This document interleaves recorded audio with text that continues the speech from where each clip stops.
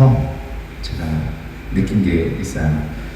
모든 분들이 은혜가 필요하잖아요. 근데 은혜 받는 분들은 세 그룹이 있더라고요. 첫 번째 그룹은 그 은혜가 왜 은혜인지 모를 정도로 선물로 만나는 경우가 가끔 있더라고요.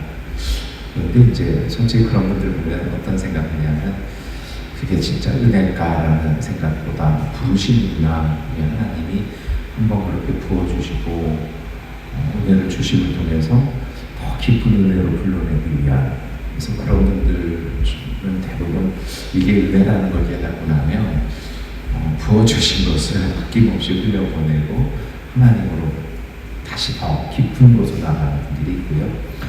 두 번째 분들은, 그룹의 분들은 그런 것이 있었습니다. 정말 오랜 시간의 변화 속에서 하나님이 묵힌 것들을 주시는 분들이 있죠.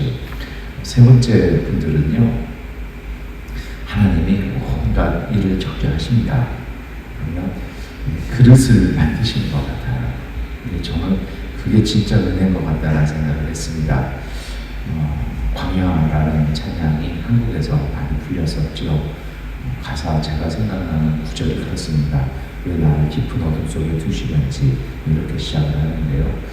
무슨 일인지 모르는데 하나님이 이런 일도 겪게 하시고 저런 일도 겪게 하시는데 그걸 통해서 묘한 은혜는 뭐냐면 계속 기도의 자리, 예배의 자리, 섬길 수 있는 자리로 계속 불러내신다는 겁니다. 저 정도 되면 손을 놓을 수 있을 텐데 그것이 아니라 그런 일이 있으니까 더 기도하고 더 악한 섬기면서 또 하나님께 예배드리면서 말씀을 들으면서 그 그릇이 바뀌어나가는 것이요. 그래서 야곱이 파라오한테 그러잖아요. 나이 130은 너무 늙었는데요. 그러니까 그래서 진짜 나이 몇 살입니까? 그랬더니 내가 험악한 세월을 보냈다라고 얘기를 하잖아요. 근데 야곱의 그 험악한 세월이 뒤에 12아들, 12지파가 가난했던 거 아니겠습니까? 때로 하나님은 우리를 그렇게 불러서 사용하십니다. 우리를 단련시키시죠. 신앙생활하면서 그런 거 많이 본 것 같아요. 제일 안 좋은 게 인색한 것입니다. 악함보다 더 무서운 게 저는 인색한 거더라고요. 인색은 내가 주인으로 하는 거예요. 인색한 거는요, 묘한 것이 있습니다. 썩게 만들어요. 그래서 우리 미얀마에 그런 사람들, 저 딱 한 번 봤는데 돈방이라고 있었잖아요. 돈을 마대자리에 써가지고 은행에 보관하는 게 아니라 그러면 묘한 그 돈에 썩는 냄새요. 인색한 건 썩게 만듭니다. 그런데 하나님은 여러 가지 시험을 통해서, 때로는 훈련을 통해서 우리를 만들어 가십니다. 그러면서 은혜를 받을 수 있는 그릇, 감당할 수 있는 그릇을 만들어 놓으십니다. 그래야 부어주신 은혜를 받았을 때 견딜 수 있습니다. 그 은혜 때문에 주저하는 것이 아니라 견딜 수 있는 것이죠. 그러면서 그런 생각을 하게 됩니다. 하나님은 우리가 알기 전에 이미 말씀하시고 만들어 놓으신다는 것입니다. 우리가 하루를 계획하기도 전에 하나님은 이미 우리의 삶을 향한 뜻을 가지고 계십니다. 그런데 새로운 예배는요, 그것을 찾아내는 시간들입니다. 눈 뜨고 씻고 정리하고 일하고, 그것이 아니라 그 모든 것을 하기 전에 우리를 향한 하나님의 뜻이 무엇인지를 찾아내는 것입니다.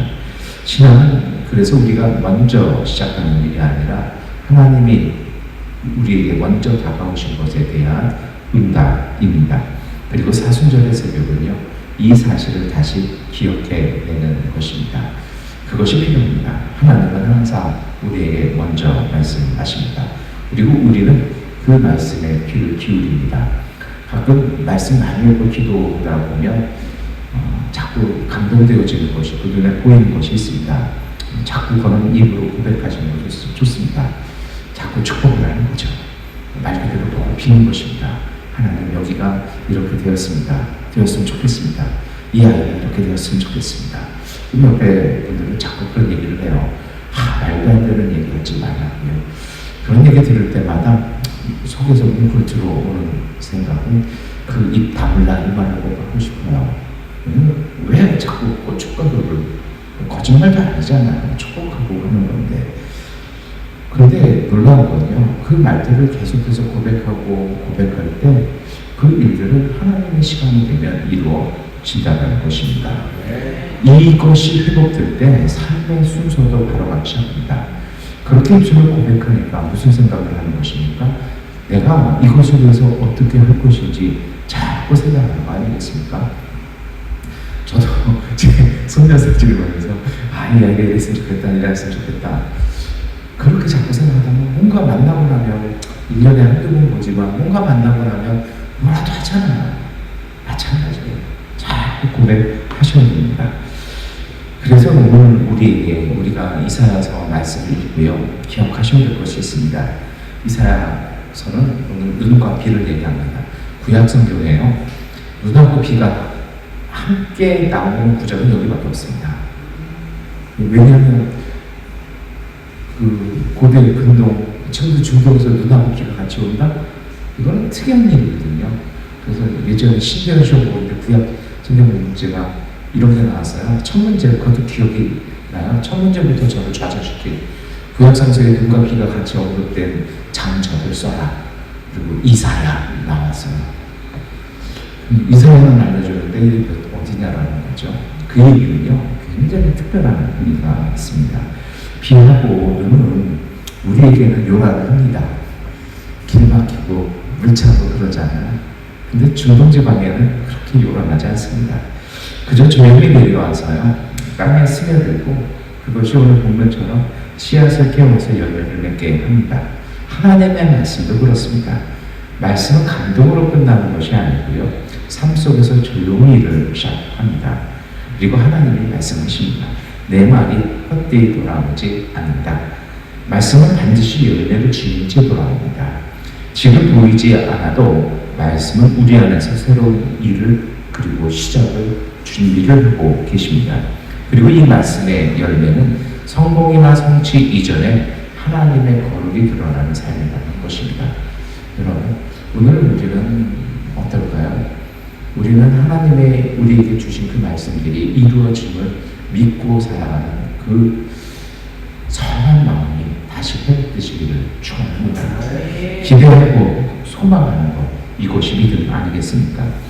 말씀이 이렇게 내려오면 우리는 할 것이 있죠. 그것은 바로 기도로 방향을 맞추는 것입니다. 하나님이 먼저 우리에게 말씀하시면 그 말씀을 받는 것이 바로 기도입니다. 우리가 응답하는 자리입니다. 그래서 오늘 예수님께서도 기도에 대해서 말씀하십니다. 먼저 경계하신 것이 있죠. 기도는 형식이 아니라 마음의 태도라는 것입니다. 중언부언하지 말라는 것입니다. 중언부언하지 말라는 건요, 마음 담아하는 것입니다. 아무 의미 없이 쭈말쭈말 주문 외우듯이 하지 말라는 것입니다. 기도는 내 마음을 쏟아놓는 일이기도 합니다. 내 영혼을 쏟아놓는 일입니다. 그러나 더 중요한 것이 있습니다. 기도는 하나님을 설득하는 기술이 아니라 하나님을 신뢰하는 고백입니다. 사실 고백이 그래요. 굳이 많은 말을 하지 않아도 압니다. 그게 고백의 힘입니다. 그래서 기도의 가장 정점은 침묵입니다. 기도의 가장 힘든 것이 침묵이죠. 더 이상 할 게 없습니다. 근데 주일설에도 말씀을 드렸습니다만 기도는 관계에서 이루어지는 것입니다. 두 사람이 만났는데 할 말이 없어요. 할 말 없으니까 그리고 저랑 어차피 할 말 다 했으니까 좀 가겠습니다. 이건 최악이잖아요. 좋은 관계는 그게 아니죠. 그냥 묵묵히 그 자리에 같이 있어주는 거. 여러분, 결혼한 지 20년, 30년 된 부부가 저녁만 먹고 무슨 대화를 하겠습니까? 우리 할 말 없으니까 그냥 알아서. 이건 부부 아니잖아. 같이 있잖아.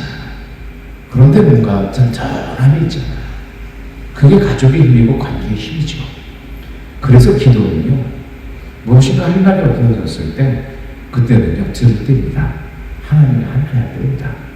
하나님께서 우리에게 말씀하십니다. 내가 안다. 굳이 그렇게 말하지 않아도 나 알아. 내가 힘드니까 그래 잠깐만 좀 쉬어. 이게 침묵이에요. 그 침묵을 믿음으로 건너다 보면 내면 속에 들리는 하나님의 목소리가 뜨거운 달에 들리게 되는 것입니다. 이미 알고 계신 하나님 앞에서 그래서 기도는요, 우리가 설명을 줄이고 마음을 여는 작업들입니다. 그래서 예수님은 기도를 이렇게 시작하십니다. 하늘에 계신 우리 아버지. 기도는 말씀을 드렸습니다만 문제보다 관계를 먼저 세우는 일입니다. 저는 본 적이 없는데요. 제 친구가 독일에서 공부했어요. 딸은 독일에 아직 있거든요. 한 3년에 한 번 이렇게 만났는데요. 딸이 독일에서 전화가 왔어요. 그래서 목소리가 들려요. 그래서 아빠 옛날에 우리 집에서 이거 할 때 아빠랑 나랑 뭐 했었지? 알지? 자꾸 하면서 그 행복했던 시간 자꾸 보내줘요. 그래서 아빠가 그렇게 해서 차 고장나서 되게 우리 짤집으로 살다 어디 갈 때 뭐 했지? 했더니 제 친구가 저희한테 이렇게 그러더니 이래요. 왜 그랬더니 기다려요. 결론은 뭔지 아십니까? 근데 아빠 나 멀리 갈 수 있는 유럽 여행 갈 수 있는 유럽은 차로 다 돌아다니잖아요. 튼튼한 차가 필요해. 이게 이 딸의 화법이 뭐예요? 그 아빠와 나와의 관계를 이렇게 하고 우리의 그 추억, 아빠가 차를 고장났을 때 그 당혹함 이런 걸 일깨운 다음에 본인이 하고 싶은 탁 떠내죠. 거기서 제 친구, 다른 친구가 은행이라는 친구가 야, 내가 대출 해줄 때 이렇게 차 하나 사줘라. 제가 말씀드리고 싶은 건요, 이 아이의 화법이 무엇입니까? 문제가 아니라 관계죠. 관계. 물론 뭘 얻어내야 된다는 것이 아니고요. 제가 그런 얘기 했어요. 딸은 아빠의 마음을 녹이는구나. 그랬더니 시었더라고요. 제가 드리고 싶은 얘기 이것입니다. 하나님을 아버지로 부르는 순간 우리의 마음은 제자를 찾기 시작합니다. 안정감이 있는 거죠. 그런데 여기에 다 찾아낸 것이 있습니다. 하늘에 계신 아버지. 관계를 만들었으니까 우리도 소원을 얘기해라 할까요? 예수님은 뜻밖의 얘기를 합니다. 이들을 거룩히 여겨 받으시옵소서. 나한테 차기를 한 것이 아니라 하나님의 이름을 거룩하게 해달라고 얘기를 합니다. 근데 여기서 우리는 별로 여기 별 가능이 없죠. 하나님 거룩히 하니까 예배 받으셔야 되나? 이것을요, 구약의 전통에서 이루는 전혀 다른 뜻이 됩니다. 구약 성서는요, 하나님의 거룩은 멀리 있는 위험이 아닙니다. 내가 다가가면 찌릿 타죽는 그 위험이 아닙니다. 하나님의 거룩은 히브리어에서는요, 내 삶에서의 정의와 공의로 드러나는 것입니다. 그래서 하는 것까지입니다. 거룩이라는 게 다르다는 거거든요. 왜 달라요? 저 사람은 자기 권력이 있으니까 마음대로 하는데, 하나님은 권력이 있고 힘이 있으신데 정의로우셔, 공의로우시다는 것입니다. 그래서 시편은 하나님의 정의는, 하나님의 보좌는 정의와 공의를 기초로 삼으셨다고 99편에서 얘기합니다. 그래서 여러분, 하나님의 이름이 거룩히 여김을 받는다라는 말의 뜻이 뭘까요? 우리의 삶의 자리에서 불의가 외면당하지 않는다고요. 약자가 늘어나지 않고 우리의 관계가 바로 세워질 수 있도록 하나님께서 일을 하라는 것입니다. 내 필요한 것이 먼저가 아니고요, 내 삶 속에서의 내 이웃과 내가 살아가는 땅 속에 하나님의 정의와 하나님의 공의가 세워질 수 있도록 하나님께서 일해달라는 것입니다. 그리고 이 다음에 내 필요한 것이 아니라 다시 예수님은 하나님 나라와 뜻을 구합니다. 기도는 내 삶을 하나님께 맞추는 일입니다. 왜요? 하나님은 이미 우리를 향하여 맞춰 주셨습니다. 오늘 예수님은 그런 다음에 일용할 양식을 구하십니다. 오늘을 살아갈 만큼의 은혜, 과도한 욕심이 아니라 공동체가 함께 살아갈 수 있는 충분한 은혜를 합니다. 하나님의 거룩은 결핍에 군림하지 않으십니다. 그리고 이것은 함께 나누는 삶에서 드러납니다. 기도는 하나님이 채우실 것을 믿고요, 오늘은 정직하게 사는 것입니다. 예전에 그런 말씀을 드렸었던 것 같아요. 믿음의 사람은요, 뭔가를 많이 쌓아두고 그 보급 기지를 주변을 왔다 갔다 나갔다는 사람이 아닙니다. 믿음의 사람은 믿음을 가지고요, 부르심 따라 앞으로 나아가는 것입니다. 그렇게 나갈 때, 필요할 때 하나님이 공급해 주시는 걸 믿고 가는 것입니다. 앞에 나가야 하는 것입니다. 자꾸 쌓아놓은 창고 근처를 돌면 그것이 바로 인생입니다. 그런데 이 모든 믿음에 이러한 기도에 꼭 필요한 것이 있죠. 이러한 기도가 삶이 되기 위해서 꼭 필요한 것이 있습니다. 그것이 바로 용서입니다. 예수님께서 용서를 주기도 연극을 하십니다. 사실은 우리는 한국어에는 그것이 우리의 죄라고 되어 있습니다만 아람어에서는 그것이 빚입니다. 왜 그러냐면요, 이유가 있어요. 빚은 사람을 묶고 관계를 막습니다. 이 빚이에요. 용서는요, 붙잡고 있는 것을 놓는 것입니다. 내가 하나님 손길에서 변화되기 위해서는요, 그 그릇이 만들어지기 위해서는 놓아야 합니다. 붙잡지 않으면 변화되지 않습니다. 하나님의 거룩이 우리의 관계 속에 드러난 일을 내가 놓는 것입니다. 정의와 공의는, 하나님의 거룩함은 차가운 판단이 아니라 은혜를 흘러버릴 수 있는 용기에서 시작합니다. 내가 놓아야 합니다. 그 도끼를 내 삶에서 나가게 합니다. 오늘 우리가 읽은 말씀들은 이런 내용이었습니다. 정리하면 그렇죠. 말씀과 기도가 만나면 거룩을 살립니다. 말씀은 헛되이 돌아오지 않습니다. 예수님께서 우리에게 보여주셨습니다. 기도는 삶을 정렬시키는 힘입니다. 말씀은 하나님 편에서 시작된 은혜고, 기도는 그 은혜 앞에 내 삶을 내어놓는 응답입니다. 기도했으니 그대로 사는 것입니다.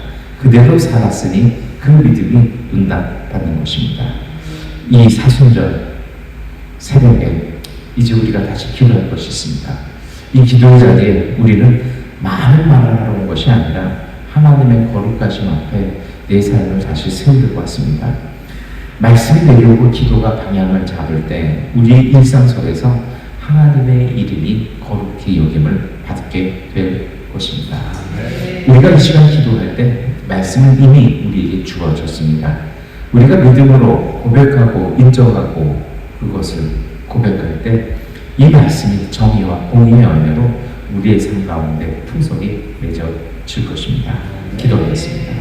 하나님, 오늘도 우리에게 항상 말씀해 주시는 주님의 은총에 감사를 드립니다.